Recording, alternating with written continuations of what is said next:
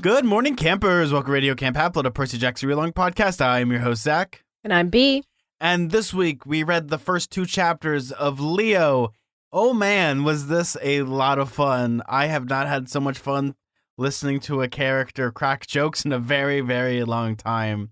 B, what about you?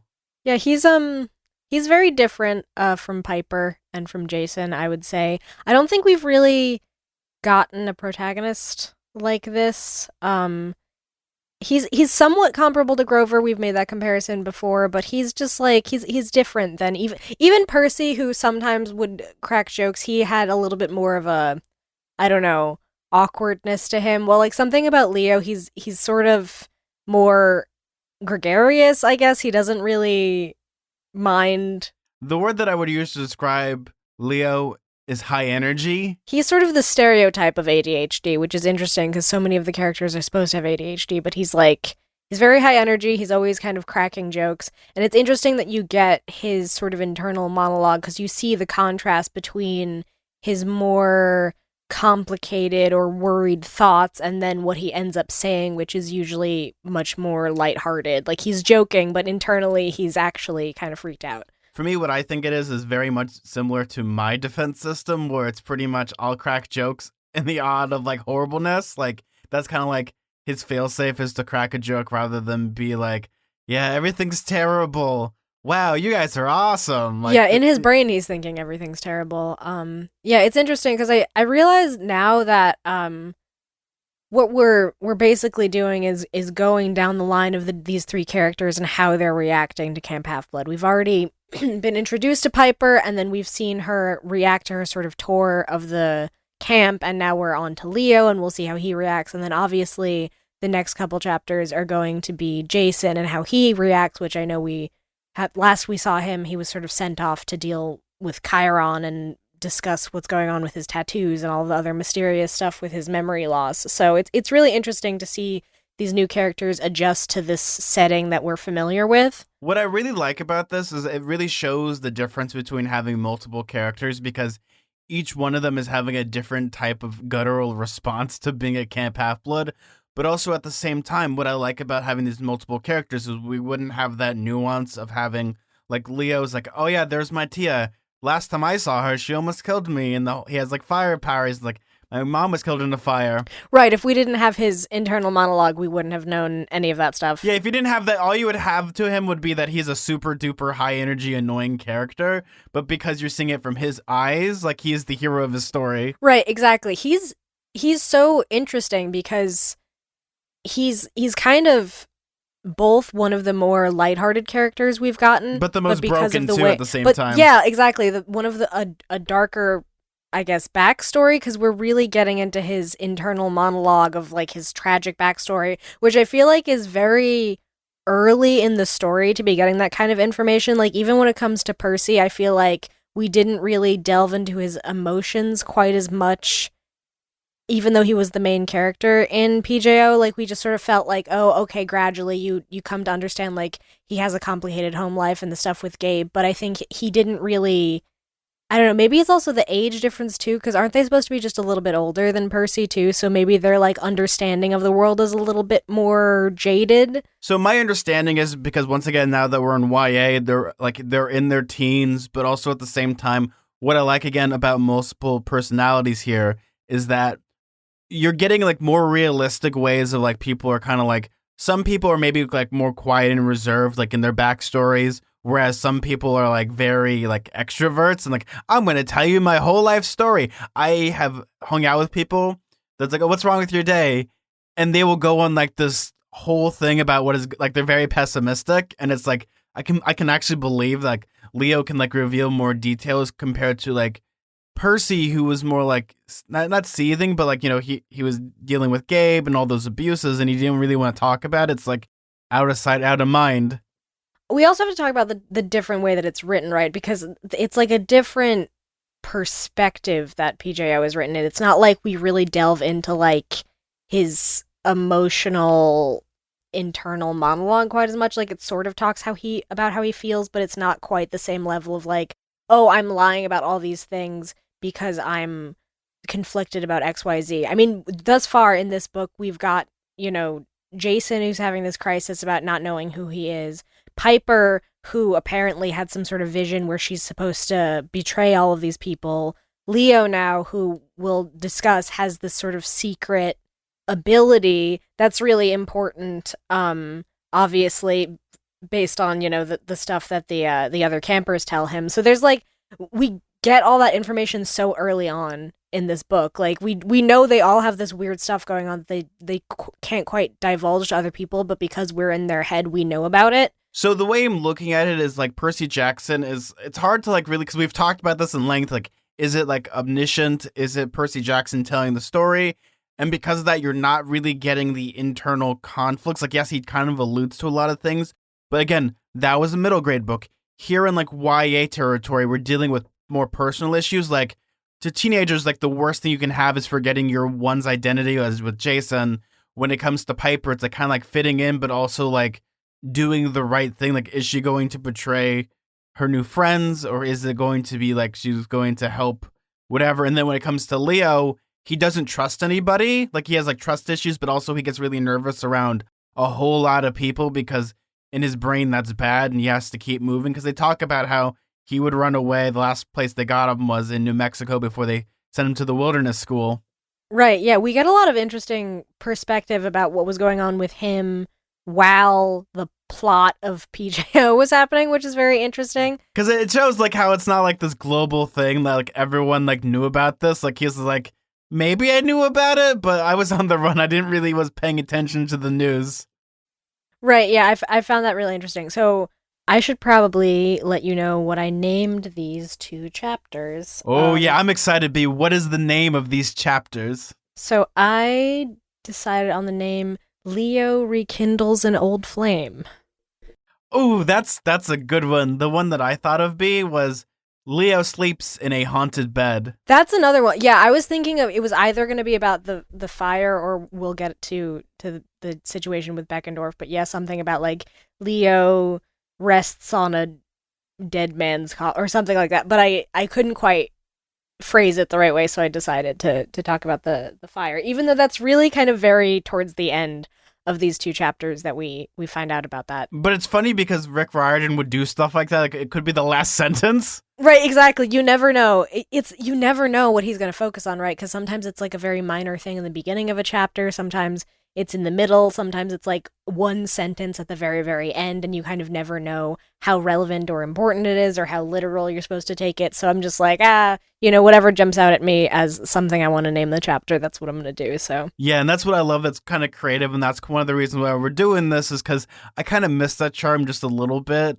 Like Roman numerals are fine, but there's a charm to having those like chapter titles, so we got to keep that. We got to keep that torch going. Right. I mean, that's like the one benefit in some ways of it not being in this book series is that we get the chance to try our hand at it ourselves, which is kind of fun because we've been, reading so many of those chapters for the past 2 years, and now we like hopefully have enough experience that we could pretend to be Rick Riordan for a second. Hopefully, B. I think people will find that funny for both of us.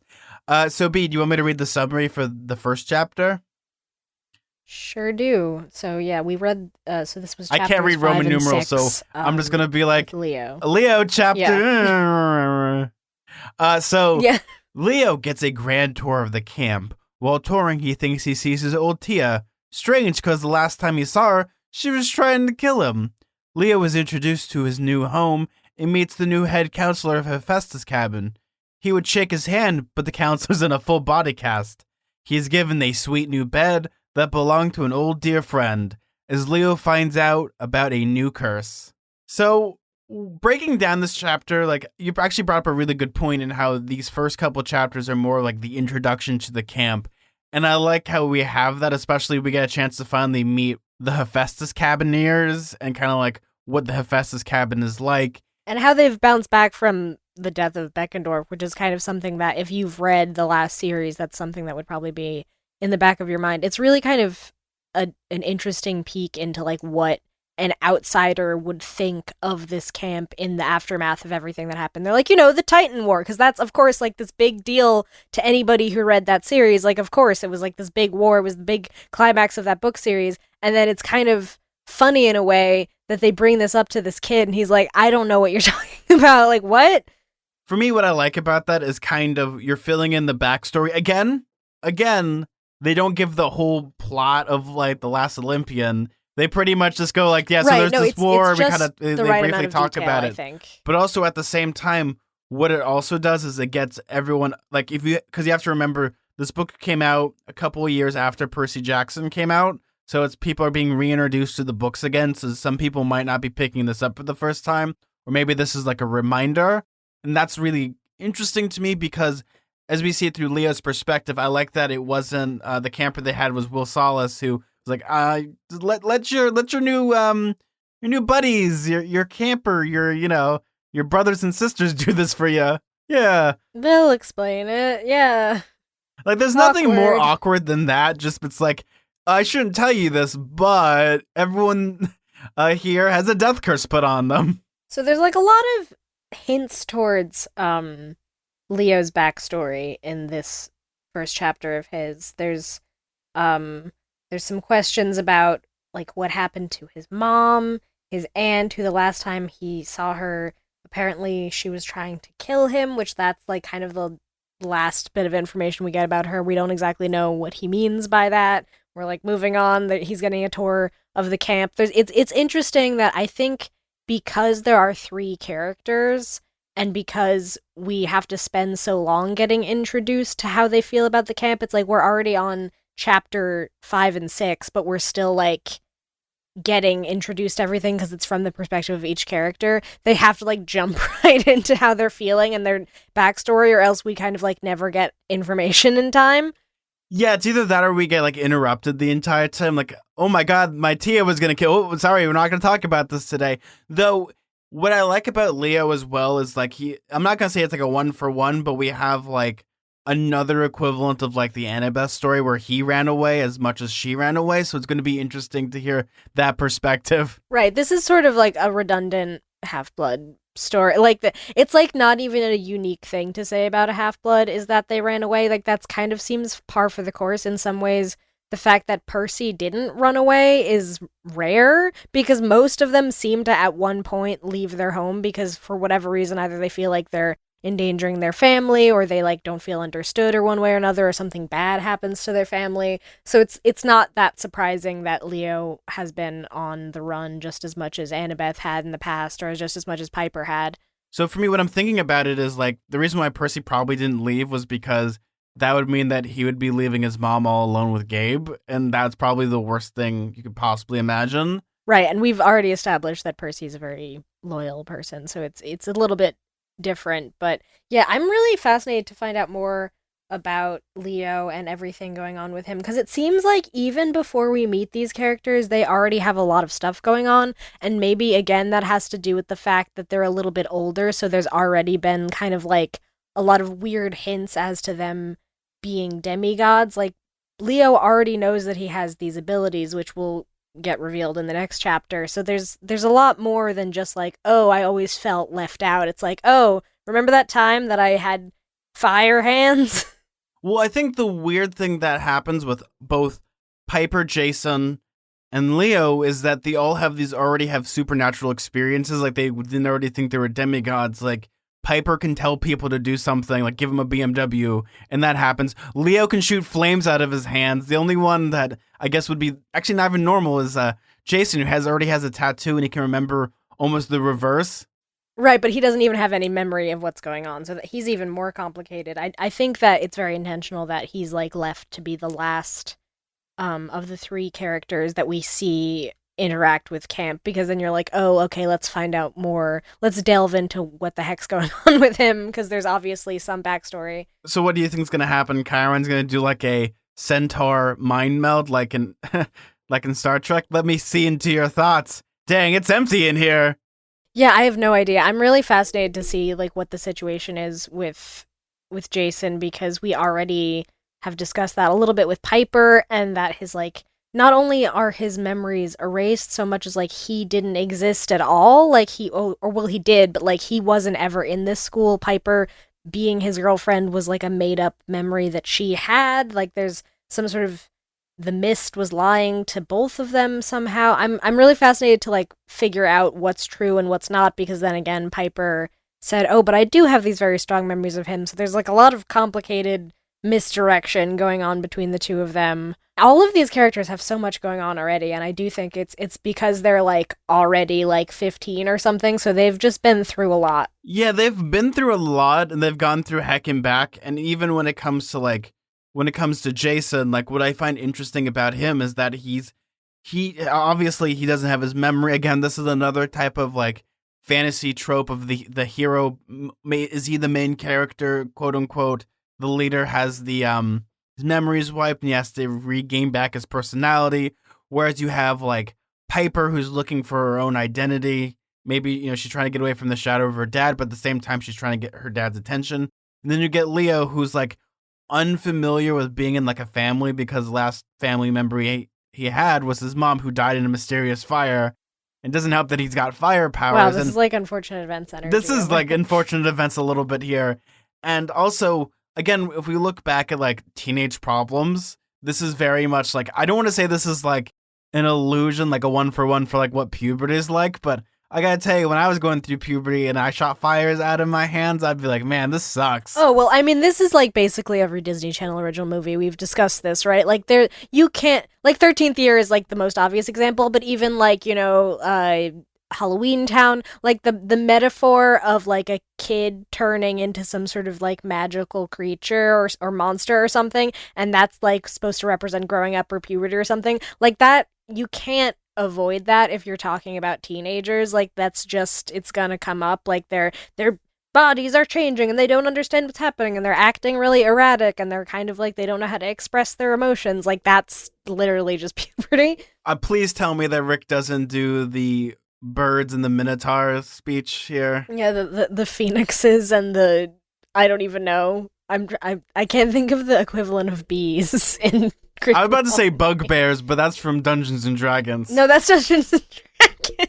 But have you ever seen like a bugbear? Because they're like gigantic bears with like, they look like have bee bodies. Some of them, and they're no, I don't want to. I mean, I remember that from the Adventure Zone, but that's about the bugbear. it. Yeah. But it's like a real wild trip when we have Leo, because again, we're also not used to having a character that's also very jokey. Like that's also like a really hard thing, is to write kid humor that. There's like, the way I've always thought of it, there's two trains of thoughts. You either have someone that like goes for the joke, or like they'll do anything for the joke, may it be, burping, farting, or like gross out humor, or at the same time you have someone that does jokes, but most of them are like really outdated, like hip to the pop culture jokes at the time for like kids humor. And there's that hard fine balance, whereas I think what Rick Riordan's doing is skirting on both of them almost at the exact same time, but also at the same time. Yeah, there's like, because we get both his external dialogue with these campers that he just met and his internal dialogue of like a lot of this weird complicated stuff with like his aunt and his mom who died in mysterious ways, we see how he uses humor to deflect. Like when he sees this sort of vision of his aunt Tia Khalida, I think, he says, just messing with you, man. Leo pulled some gears and levers from his pocket and started fiddling with them to calm his nerves. He couldn't have everybody at the camp thinking he was crazy, at least. Not crazier than he really was. So just like the way that he quickly switches from like, oh, wait, I see my aunt, to like, oh, they don't see it too. I'm going to quickly kind of pretend I was cracking a joke the whole time. So to like throw suspicion off of me, like that seems to be his default. Yeah, and also one thing I've also noticed about Leo, especially with these two chapters, is out of every demigod, he's the first person to really embrace his ADHD a lot. Like, he even brings it up a lot. Like, I got ADHD, and he has to fiddle with things. Like, he's very... Rick Riordan's wrote him in a way where, like, he's embracing it more than, like, most people are embracing it in Camp Half-Blood, which I find to be, like, a breath of fresh air sometimes. He definitely has the sort of, like, hyperactive element of ADHD where he just needs to constantly be sort of like fiddling with something, and especially when he's nervous, like that's like a detail that they make right there where he's in the middle of using humor to deflect, but he also like takes like these sort of like nuts and bolts out of his pocket to like mess with, to sort of distract himself. I mean, like, even like coming from my personal experience with having ADHD is like, for me, like when I get nervous, like I used to carry like, this is gonna sound really weird, this also sounds like something from the movie Dreamcatchers, where I would like bite on toothpicks, or I would have Like, thankfully, I got one of those, like, focus cube things. Oh, man, those things are, like, lifesavers. Yeah, every time he seems to like take out like sort of different like scrap or whatever to play with, it reminds me so much of like those cubes. Like he would love that so much. Oh, no, he would love a fidget spinner so much. Like, those things would be like shurikens to Yeah, him. this predated fidget spinners, but this absolutely has the same energy as that for sure. Well, he kind of built almost like a fidget spinner when he made, like, the helicopter out of, like, the That's pipes. true. He did. The inventor of the fidget spinner. Oh, man, don't get me started about the inventor of the fidget spinner, because that's actually a really sad story. It is, yeah. We're not going to talk about it, but let's just say it's pretty sad. It's not great. What did you think of, like, that weird type of interaction between almost Leo and his Tia? Because that is, supernatural, to say the least. Yeah, so that's, I mean, we've sort of dealt with, I guess, visions or spirits before. There isn't really much of a hint as to why that's happening, other than the fact that, the last time he saw her, she tried to kill him, which is that related to the fire that killed his mom? It's like kind of not entirely sure. The real question, though, is that we didn't get in this narration, is he being pursued by an evil count after the Valdez right, of fortune? Course, yeah. Yeah, it says evil babysitter is how he refers to her, so I guess it was his aunt, but like she was watching after him. See, she's got to be dead after all these years, and I can't go a day without remembering my mom and that machine shop fire. Don't talk to me about ghosts, doughboy, is like that kind of his internal monologue. So I guess she was somehow involved with the fire. I mean, well, we know that eventually he was involved in the fire, so. Leo does say that, like, he was her babysitter. So what I'm thinking at, like, Tia in the sense, because Tia just means aunt in Spanish, is kind of like how you have, like, your Uncle Chuck or Uncle Barley or Uncle Buck. But it's not actually your aunt. Like, yeah. I think it might be that. You know, the sad thing is I actually like that. Like, I think that's fun to have, like, family friends. They ask you to call you aunts and uncles. I think that's kind of adorable. My mom has a friend named Hillary who's, like, not related by blood, but she likes to be called Aunt Hill. Dad. Yeah, King of it. Different Hill. Moving on to the next chapter, because I feel like that is, like, where the real meat and potatoes are of this chapter. So Leo meets his new siblings as he also sees how cool the forges are. The only problem is, the curse causes everything they touch to turn to junk. One such thing is a bronze dragon that was found in the demigod files. Leo tries to figure out a solution, but no one can get close to the dragon, unless they can control fire. Turns out if a child of Hephaestus has that power, things turn out very, very bad. Ask London.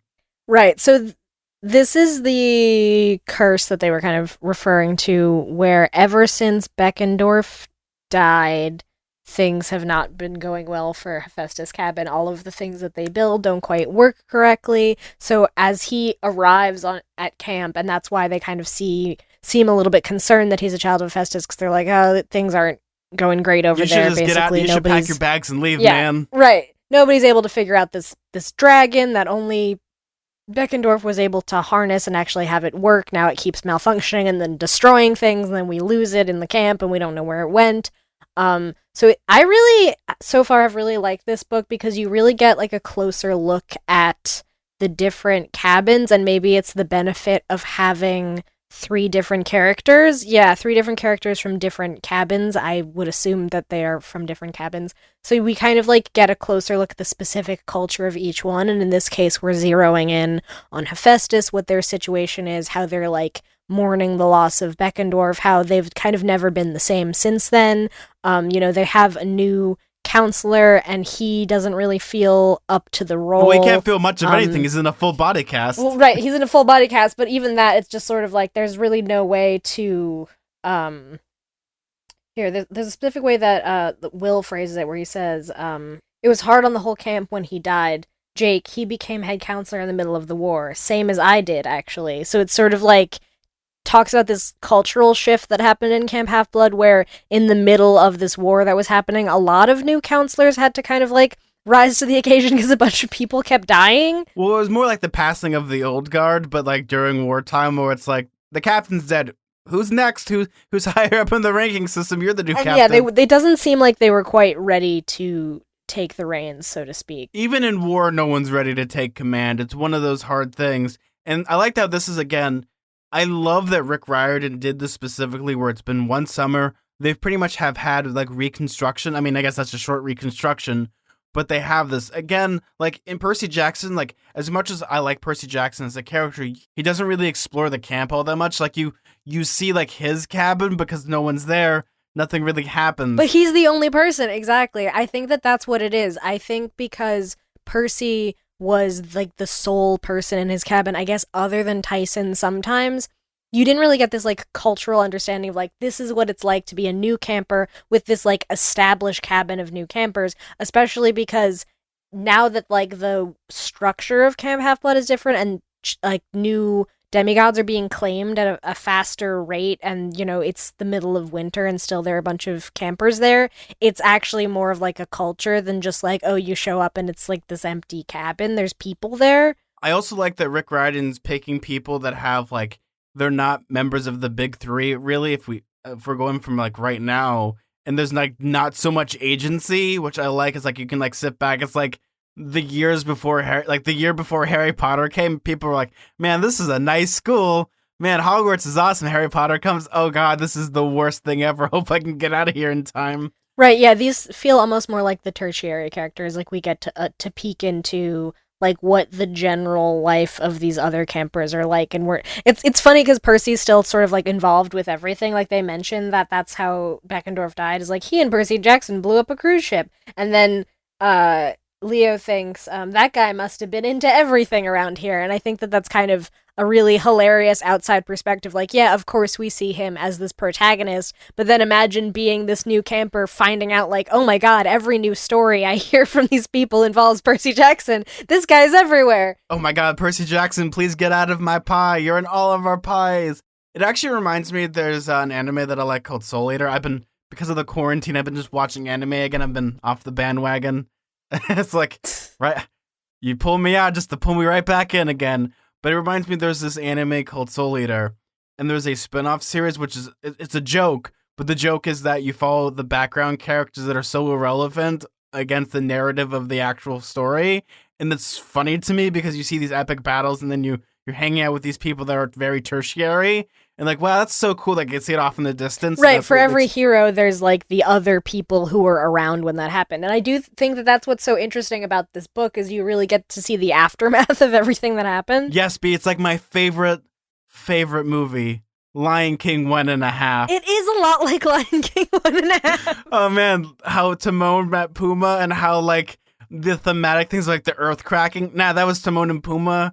There's a lot of stuff like, yeah, it's like... right, all these important things actually happened because these other characters were there. What is it? My favorite one was, I don't know why, it's also really bad. Bad writing is the reason why all the animals bowed was because Pumbaa farted, so they all passed out. Yeah, it's really bad. It's like not the best joke, honestly, but it's kind of funny to like get this other perspective because you do get like a very single viewpoint when you read PJO. You're like, this is just Percy, and it does sort of subvert that a little bit towards the end where like, oh, you're not really the hero and it's more complicated than that, but for the most part you're focusing on him and then like his immediate friend group. Well, this feels much broader because we have these three characters and they're kind of branching out. I'm really interested to see kind of how their stories diverge and converge and how they're related to each other. Also, the cool thing that I like about having multiple characters is that they're all going to ask much different questions than the person before them. Like, obviously, Jason's going to ask more about who he is. Piper's going to ask what the heck is going on and how do I get out of here? And Leo's just like, I just want to run away. But you're also getting people asking different questions. Though, in the story, they're not really asking different questions currently because Rick Riordan's trying to nudge us right into the right direction of the general mystery of the story and get us on an adventure, because most likely we'll probably get Jason, Piper, and Leo going on some grand adventure. Right, they're all gonna have to come back together at some point, with their various complicated motivations. Like, it's so much to, like, keep track of, really. Like, oh, right, Piper has this secret vision that she had. She made some sort of deal, and, like, apparently Leo has been hiding these abilities for who knows how long, and, like, we don't even understand what's happening with Jason. Like, what about him we can trust or believe, or what's actually real. Like, there's so much going on, and then the fact that like all of these stories are going to somehow come back together, and they're all going to have to probably work together to, I guess, find Percy, is kind of what it seems like the plot of this book is going to be. I'm fascinated to see how that's going to go. Well, I can't wait for the last part of this book is when they like go up the mountain of Octu and they see Percy like looking off on a cliff, and then they turn around, and then we have to wait 2 years for him to be a grump. Wait a second, I think I just described The Last Jedi. It's Star Wars, yeah. Okay, I was like, is that a Star Wars reference? Yes, Yeah, it is. that's exactly. Yeah. I just really it's really fun to see Leo kind of try to be his like goofy self, and he's like, "Hey, look, it's the Hephaestus sponge." Trying to like goof around and be like, "Oh, I heard you guys were a party cabin," and they like look up at him like, "Listen, things aren't great here. Things haven't worked for a while." I think the one thing that Rick Riordan also does a really good job with showing out the Hephaestus cabin is that basically the Hephaestus cabin isn't just a bunch of dudes. I like that it's just a bunch of these campers, and but all of them are like very smart. It's like a machine shop, and you see more of that. Whereas like in the Lightning Thief and also in like Percy Jackson, you didn't. Hephaestus cabin was almost like a one-time joke, like, oh, they're making their chariots like super high tech. Right, they're like a throwaway gag of like how they're always building things or whatever, but you don't really get to like know them very well, except for I guess Beckendorf becomes important later. No, but like they even talk about like there's like that one 8-year-old girl who's like super buff that can like fist fight Chuck Norris, like things like this. Oh yeah, I wanna read this description. None of them looked like the others. All different face type, skin tone, hair color, height. You'd never think, hey, look, it's the Hephaestus sponge. But they all had powerful hands, rough with calluses and stained with engine grease. Even little Harley, who couldn't have been more than 8, looked like he could go 6 rounds with Chuck Norris without breaking a sweat. And all the kids shared a sad kind of seriousness. Their shoulders slumped, like life had beaten them down pretty hard. Several looked like they'd been physically beaten up, too. Leo counted 2 arm slings, 1 pair of crutches, an eye patch, 6 ace bandages, and about 7,000 band-aids. B, you know what's the most interesting thing about this, as well as we look at that description? I think the core thing is like, again, we're looking at PGO. Percy Jackson's an only child. Now we're dealing with someone that has multiple siblings now, and it isn't just they all look like Leo. They all look like people from multiple different backgrounds and personalities, and I love that to me because you're going to get a different type of flair to what they're going to be talking about, and you're going to be addressing possibly more issues when it comes to that. And I like that Leo now kind of has like this little family of misfits. I guess it's literally the island of misfit toys right now because nothing seems to be working. Right, and then he gets introduced to this character Nissa, who has like a fun sort of description. She wore camo pants, a tank top that showed off her buff arms, and a red bandana over a mop of dark hair. Except for the smiley face band-aid on her chin, she looked like one of those female action heroes. Like any second, she was going to grab a machine gun and start mowing down evil aliens.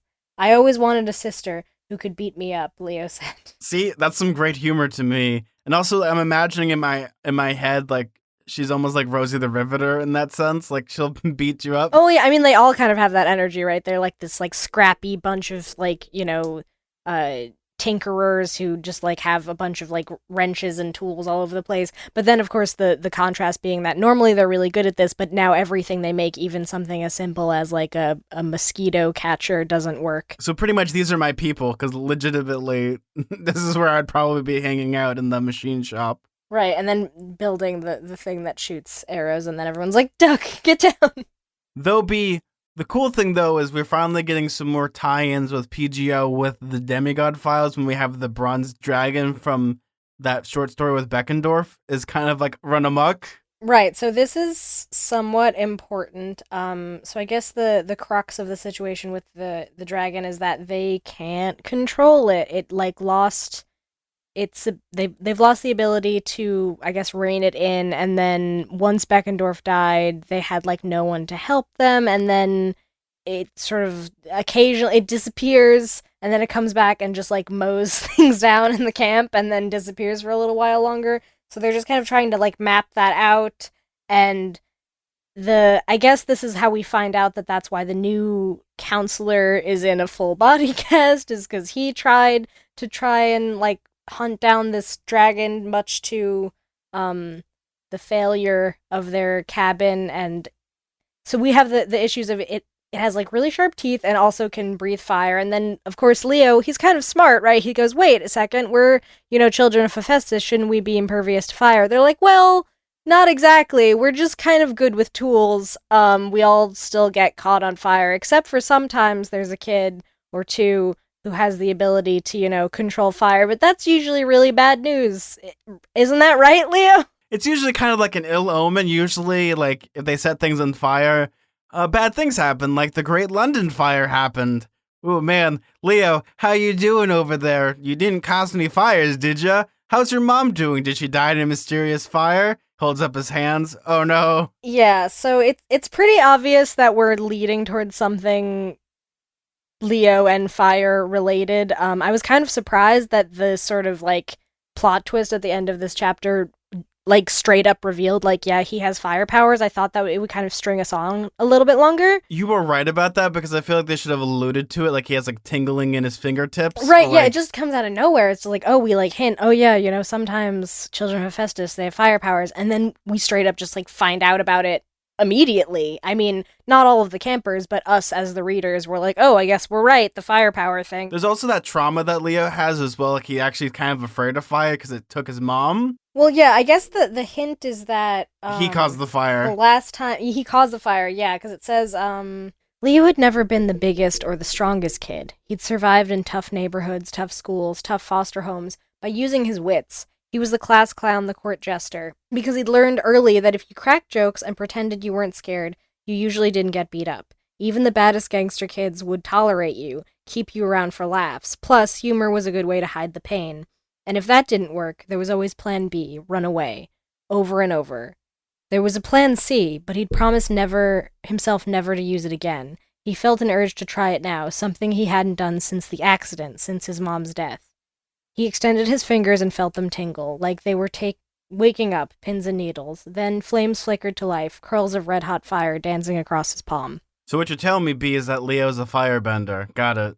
Basically, yeah, very fitting with Avatar back on Netflix. But it's so interesting that just like completely sums up Leo's personality like very succinctly. Like, yeah, normally he just uses humor, and if he can't use that to save himself, then he'll run away. But then his absolute last-ditch effort is this apparent secret firepower, which I don't exactly know the timeline of like when this accident happened with his mom or how long he's known about this. So it was years ago. So that means he has known some sort of magical thing about him having these fire powers. That's something so different about these characters as compared to Percy. Like, Percy finds out that he has the ability to like control water when he becomes Supreme Lord of the Bathroom, right? No, he finds out kind of like he does it accidentally once in the first chapter with Nancy Bobofet. He pushes her into the fountain. Oh, that's true. That's true. But I guess there is sort of like little hints. Oh no! Come to think about it, coming to think about it, there's strange times where Percy kind of recalls like weird people following him, right? Or like things happening. Yeah, I guess that's true. This is sort of like what I was saying about the Disney Channel original movie thing, where it's like when a kid has like magical abilities, there's just always these like mysterious things that happen in their life that like hint towards their abilities. You mean like in Halloween Town? See, I want to do the Halloween Town reference. I'm beating it to it. With the cookie flying? With the cookie. That's literally what I was thinking of. Yes, exactly. It's like, oh, she's young, but we're going to try and hide the fact that she has these witch powers, and she's like levitating a cookie towards herself. Exactly. It's exactly like that. But it's... Same brain, B. Same brain. It's a little bit different than levitating cookie, though. Like, he lit something on fire, and he knows that his hands can catch on fire. It just seems really odd in a way that he wouldn't immediately mention that to the, like, they're like, hey, by the way, you're a demigod, you're part god. I'd be like, right, that explains why I can set things on fire with my mind. You know what, B? I was afraid. I thought I was an X-Men. Like, I could, like, shoot fire and stuff. I thought that would have been really cool. You know, the interesting thing is, because I've been rewatching Avatar The Last Airbender, and I've been getting really philosophical with it, is that I'm actually shocked that Leo doesn't have the personality of being very hot-headed. Because right. I'm looking at like Avatar The Last Airbender, and all the benders, their personalities are kind of based off their bending. Firebenders are very short-tempered and have like, they're hot-headed. You look at airbenders and they're very laissez-faire and they go with the wind. Waterbenders are more swift and they can think very quickly. then you get to earthbenders and they're stubborn as heck. Like, they're not going to move because they're like a boulder. Yeah, that doesn't quite exist in the same way in Percy Jackson lore. Like, there is, like, you know, Nico, who's very stereotypically, like, he's like an emo kid and he's like the son of Hades. Like, that kind of fits, but then I don't know. Well, they've kind of done that, though. That's the problem, is like, they were kind of alluding to that in the first Percy Jackson book, and the second one with, like, how their personalities... Oh, right. Well, I guess Annabeth is smart. Yeah, their personalities are connected. But it's not like, I guess, like this. This is a little different. Maybe because... Hephaestus is a little different, though, because, I mean, there are a lot of gods and, like, mythical things associated with fire, so Hephaestus isn't necessarily, like, just hot-headed. It also has to do with being good at tinkering. Like, that's what they say. They're like, oh, we're, like, really good at fixing things, but we don't have firepower. So it doesn't seem like the predominant trait of children of Hephaestus. Yeah, no, I totally get you, because we've also met Hephaestus before. Remember, he's the person that was beaten by the ugly stick when Hera yeeted him right off Mount Olympus. Yeah, that wasn't the best.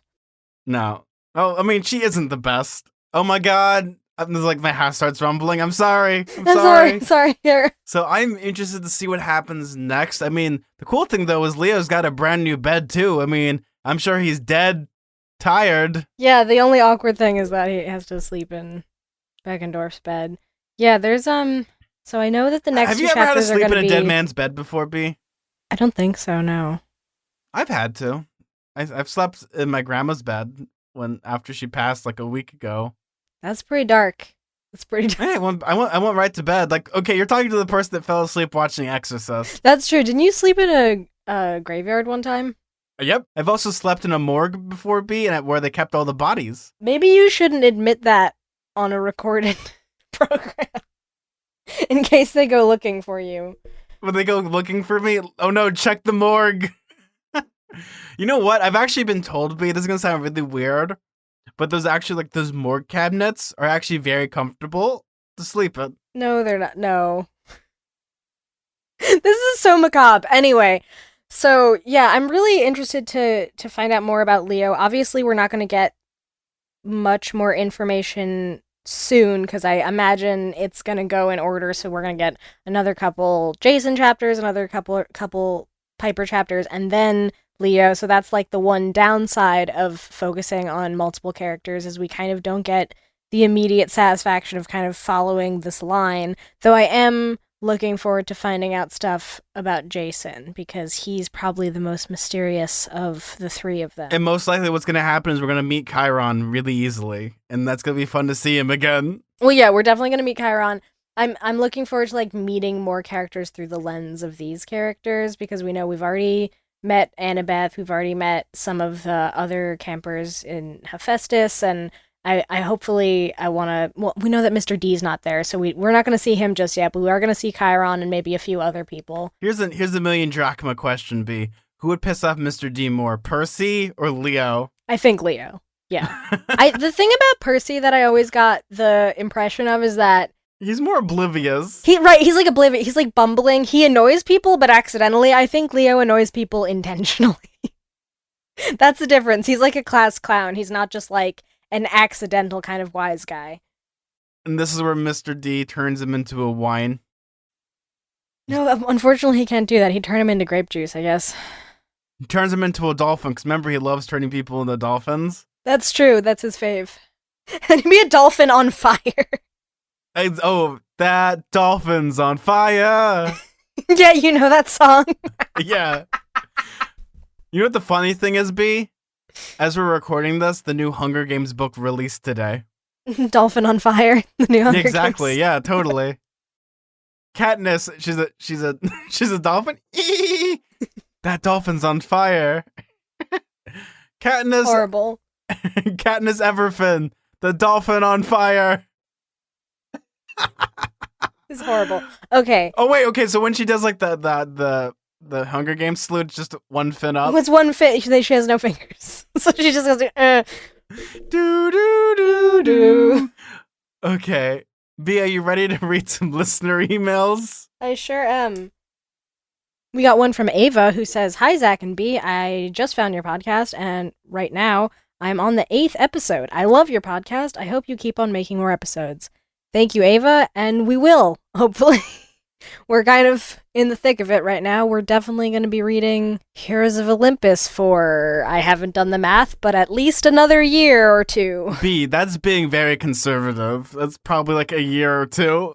I'm less undershooting how much reading we have to do and more just like allowing for the possibility that the apocalypse might happen. So like, Well, either or, we're still gonna have to finish Heroes of Olympus, regardless. if nothing happens to prevent us, we're in this for the long haul. Well, B, regardless of the apocalypse, you're still gonna have to eventually read all these books, because I think you'll be haunted by a lot of our fans. Yeah, I'll be like in the underworld with like a microphone, like, B, tell us what you think. 1 second, I have to wait 5 minutes for a reply. I think it's good. Okay, thank you, B. So I have an email. This one's from Fran, a good friend of the show. And she also does her own podcast, The Best Damn It Camp. does. Hey guys, Fran here from Best Damn Camp. I'm so excited for you guys to go through The Last Hero, mainly in terms of finding out your thoughts on this book as a whole. Ironically, for me, The Last Hero is probably my least favorite book in the Heroes of Olympus series, for a few of the reasons that B actually mentioned at this in the first episode, the relation to things like Piper's character and a few things like that. So I'm intrigued to find out what you guys think of the book as it continues. I'm also intrigued as to your thoughts when you get further into it on your favorite main character and just your opinions on them as an introductory character to the series, and whether you feel that they are strong enough or not.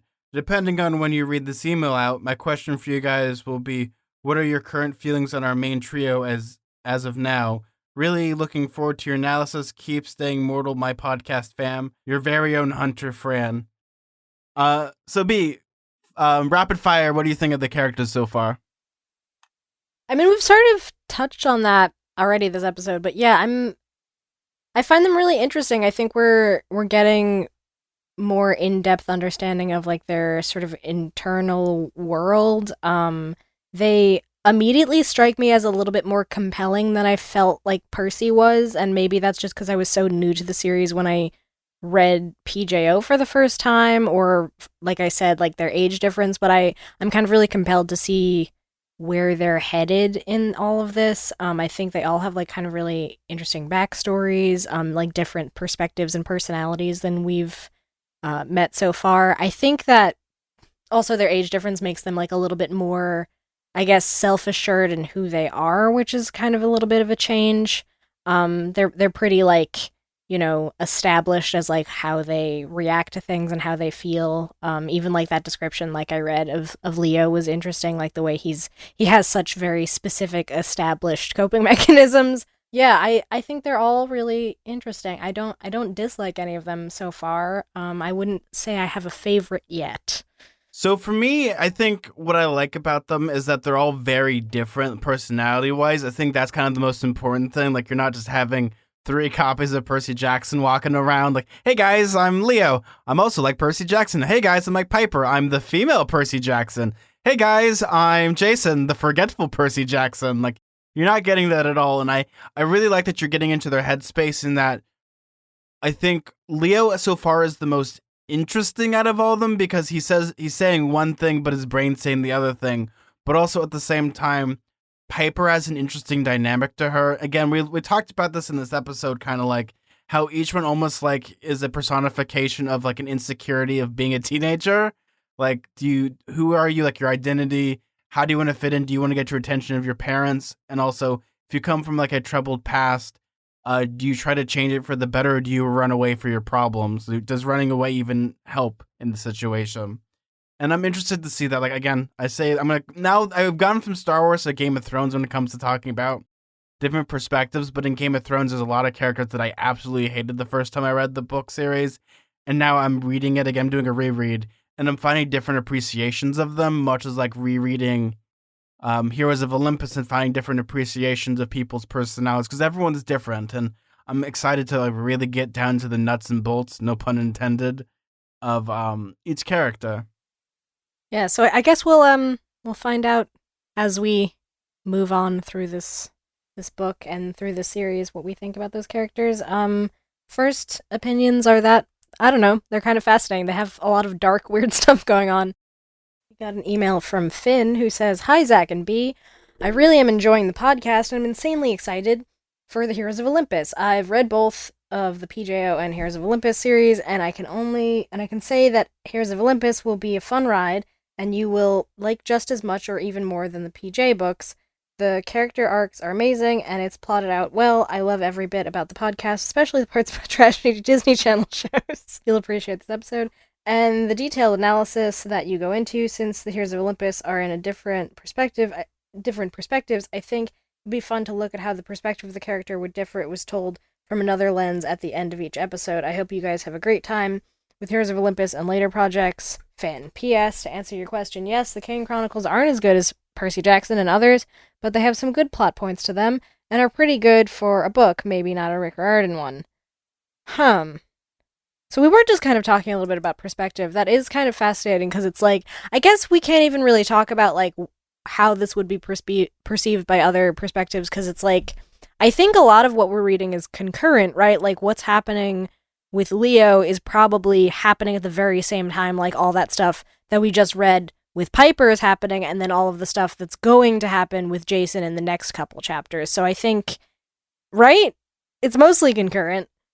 I think what they're kind of trying to get at here is possibly this is my understanding is if we look at it like through Percy Jackson's eyes, like, man, Leo's kind of a jerk, like kind of like he's kind of annoying, or like kind of like how we feel like if you were like in Percy Jackson's shoes, or like Chiron or Dionysus. Like, I think we've actually talked about this chapter, like how you can have like these tertiary characters and they're not like super duper powerful, and like how you personify them. Right. Well, I mean, I'm sure that the established campers would have a very different perspective of Leo than we do, because we get all this like weird dark backstory that he's not divulging. So to them, he's just like this kid who doesn't really understand what he's getting into, and like, oh no, he's a child of Hephaestus, so he doesn't really understand all this stuff about the curse. But like, they probably have some sense of like, oh, maybe there's some hope in the fact that there's another camper joining us. Like, I think that there's probably a different perspective from someone who's like, say, lived through what happened with Beckendorf. I bet it's a little weird to be living through that, and then all of a sudden you like are getting more campers visiting, and they're finding out the whole weird backstory about what happened to him. Yeah, no, totally. And also, when it comes to it, there's even a joke in this chapter about how everyone keeps talking about Percy Jackson, and Leah's just like, Percy Jackson, did he do everything at camp? Like, right, that guy. You get that perspective, and it's actually kind of interesting to see if when they do meet Percy, or if they find Percy, like how they're going to interact with him, because Percy's probably going to keep being like Percy. He's like a legend to them, right? Yeah, and he's just going to be some guy. Just like, hey guys, what's up, my fellow teens? He's not even that old, right? Isn't he just like 17? He's their age. He's literally their age. No, isn't he? He's a little older, because they're like 15. He's 17. And he'd be 17. He's like 17, so he's like a couple years older, but like not enough to make that big of a difference. No. Hello, my fellow teens. How you guys doing today? Would you guys like to do the Tamagotchis and eat Go-Gurt with me? Hey, that sounds like a good time, honestly. Oh, man. You know, I've been thinking about getting a Tamagotchi, but then I can't bear like it dying on me. No, yeah, I can't really do any kind of game where I feel responsible in that way, like Neopets, Tamagotchi, Sims. I'm like, this is... Yeah, oh my god, Nintendogs. Just like, I can't... Don't put this on me. I can't. I don't have enough responsibility to deal with this. Here I am. I'm going to start making the Tamagotchi king. We got these Tamagotchis, and this Carol Baskin wants to take them away from me. Oh, I run the largest nature preserve for Tamagotchis. We keep them well fed. We give them expired meats. It's great. Netflix, contact me. We'll work something out. B, I have an email. Are you ready for this? I'm ready. So we have an email that says Leo's full name. Oh man, this is some intel. Leo's full name is actually Leonidas, as referenced in later books, Trials of Apollo. I love your podcast. Bye. I did not know that, because I actually haven't instead really of read Leonardo. Trials of Apollo. Yeah, I mean... Oh, yeah. You know what? Come to think of it, Leonidas actually sounds cooler than Leonardo, but also I would probably be rolling my eyes if it was Leonardo, because that means Rick Riordan couldn't think of anything else. It's on That's a the little yeah. on the nose, yeah, I guess. But I mean, it could be both. Oh, is this the ship name for Leonardo da Vinci and Leonidas? Just Leonidas? No, that's a little confusing. Yeah. So I guess we got that wrong, but it does sort of make sense as a reference. It's kind of good that it isn't though, because that it is a little bit obvious. This is also like a real deep dive because Leonidas was the leader of the Spartans for 300, and that is going back to Greek mythology. So B, did we get any other emails? Hi Zach and B. I started listening to your podcast 4 weeks ago and have been binge listened to all your episodes nonstop. When I started listening, you hadn't started Heroes of Olympus yet, and I thought you just stopped at the end of Percy Jackson, but I'm so glad you were doing Rick's other series as well. The only thing I'm probably going to struggle with is I have this massive hatred for Piper because she just annoys me so much I don't even know why. Anyways, apart from the series is great, so I'll definitely stick around. Thanks for entertaining me through quarantine. Leah. Interesting. Don't like don't like Piper. I haven't gotten the feeling that I don't like Piper, and I'll be critical of a character if I don't like them, so that's interesting. Yeah, I mean, she has been set up as kind of a complicatedly morally gray character because she wants to maybe like betray all of these campers because of some deal she made to save her dad. So like, yeah, I could see that being a little upsetting. As far as finding her annoying, that hasn't strike me as like a part of her personality. Like she's not a particularly annoying character, I'd say. But we're very early on in the book, so we'll see. We still have like 5 more books with her, so who knows? Yeah, we'll see. We'll see where she goes. Yeah, we'll have to figure that out once we get there. B, is Piper annoying? Is she just Piper? It's always been a facet in my mind when it comes to like people not liking characters. Like we talk about characters we don't like here all the time, and it's interesting because the author's intention is hopefully to make a character at least dynamic, or you love them or you hate them. And we'll figure it out. I think characters are very personal, and we'll finally, when we get to it, let's see. I feel like maybe we might be able to persuade some people. Maybe not. You know what? At the end of the day, we're just going to have fun with this. So let's see about Piper, because I always think of, when I hear Piper's name, I think of Peter Piper picked a pickled peppers, or the tongue twister. Peter Piper picked a peck of pickled peppers. How many pickled peppers did Peter Piper pick? This is why you get paid the big bucks to do a podcast, B. Big black bugs, big black bugs, big black bugs. Sally sells seashells by the seashore. Oh man, are we just gonna do tongue twisters all day? 3 toy boats, 3 toy boats, 3 toy boats. My sister had to do a bunch of those because she went to speech, but it was only because it was literally one thing. She couldn't pronounce SH, so instead of saying shark, she would say sark, which is very cute. See, I would do, for me it was, I used to have a hard time saying W, so I would say Willie instead of Billy. Yeah, I couldn't say yeah, like the yeah sound in yellow, and that was one of my favorite colors as a kid, so people would be like, what's your favorite color? And I'd go, Lello. Lello? Lello. Is that the ship name for Lello? Oh my god. Lello. It's so precious. See, I like when they get like little voices like that. What's your favorite color, B? Lello. It's very baby. It's extremely cute. My favorite one is the vine. It's like, Raven, happy birthday. And they're like, I can't swim. Oh, man. Look at all these chickens. B, you ready to read some iTunes reviews? So, B, are you ready for the last email for this week? Yep. So this one's from Lucas. Lucas. I just think of the movie The Wizard with Fred Savage, but no one's going to get that reference, like most of my references. Hi, Zach and B. You said on your newest episode Jason wins a coin toss. Okay, this email might be a little old. And you said that since you didn't have fun chapter names, it would be harder to guess. I might have a solution. One of you, presumably Zach, reads the next chapter, a couple of chapters before the other, and creates one themselves, which you already do. Then you record a separate segment, which the one who hasn't read the chapters yet guesses what is going to happen based on the other chapter titles. Let's keep staying mortal, Lucas. I mean, that's actually like a really good idea. Yeah, the one thing is though, then you would be the only one who would have to come up with chapter title names because you'd have to read ahead, and it would just be like a different format. I do like that idea to some extent, but I guess we'd have to choose between either both of us making chapter titles or you reading ahead, then coming up with a chapter title, then telling me, and it's a whole thing. I mean, this is coming from like a place of love. Like, I like where this is going.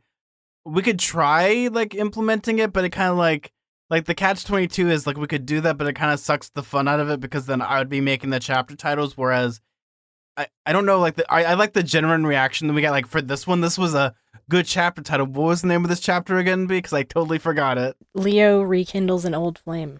See, that is so much fun. Like I wouldn't have thought about that. Like mine was, Leo sleeps in a haunted bed. Like,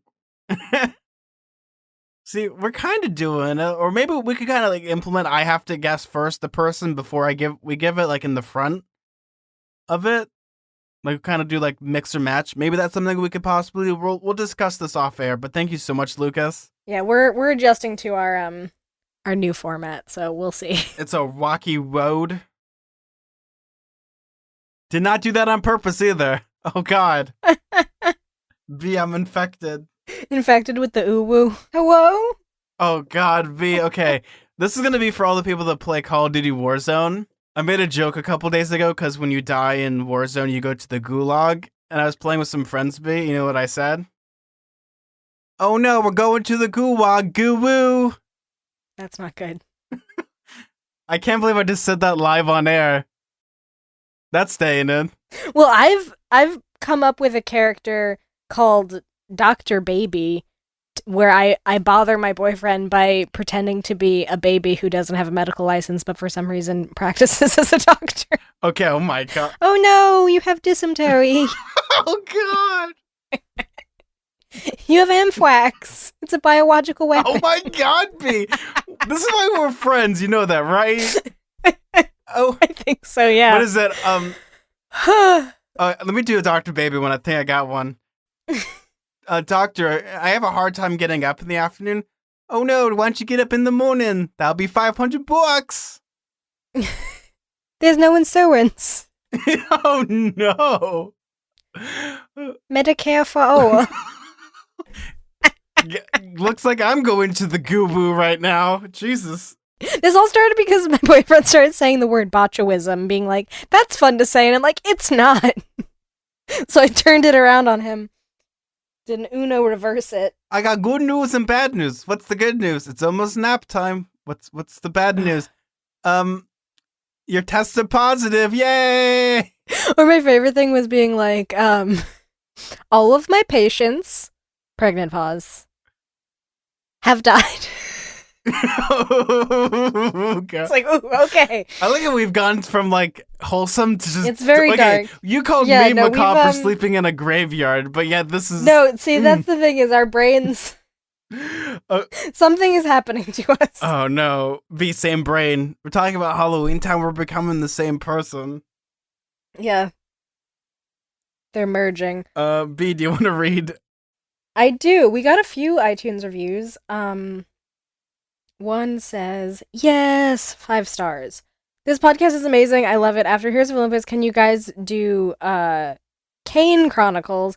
I have been listening to Demipod with Braden and Hannah, sort of, maybe not anymore. This podcast is very similar. I love how you guys go deeper into the characters and storyline. Keep up the great work. If you like other Percy Jackson podcasts, be sure to listen to a fun little roundtable we did with a bunch of other that we're working on right now. Percy Jackson podcasts, which will be out very soon, wherein we talk about our first thoughts of the Disney Plus series coming out hopefully soon. And possibly Braden stops by the Camp Halfblood radio studio.